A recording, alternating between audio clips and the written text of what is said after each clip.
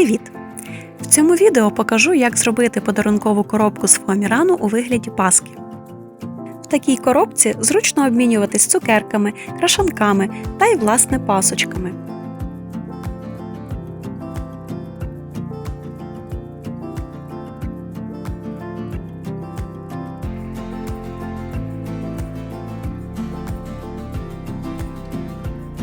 Зверху залишаємо 1-2 см без клею.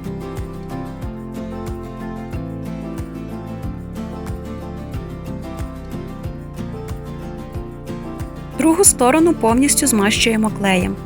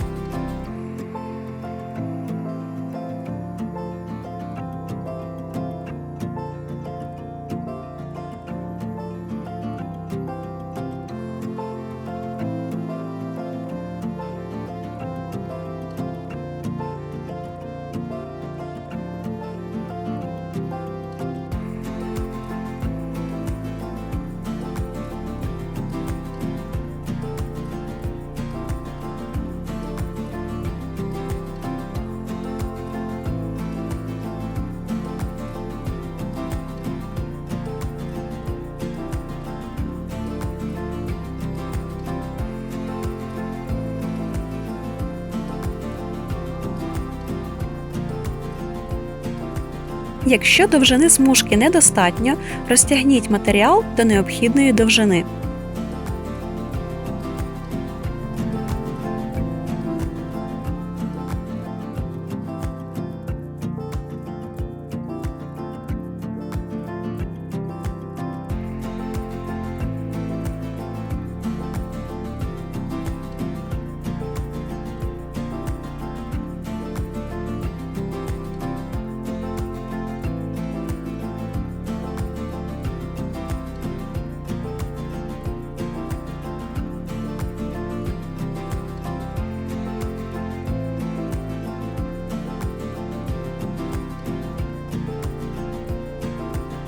Підріжте картон, щоб його не було видно, коли склеїте кришку.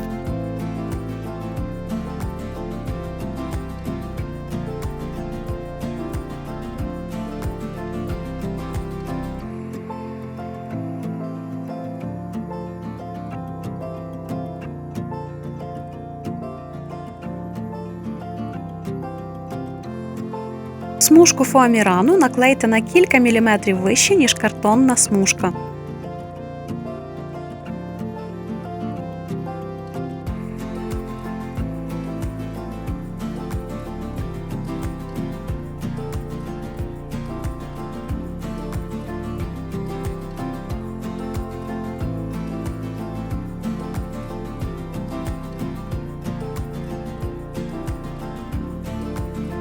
Для декору використовувала міні-троянди з фоамірану та мікробісер.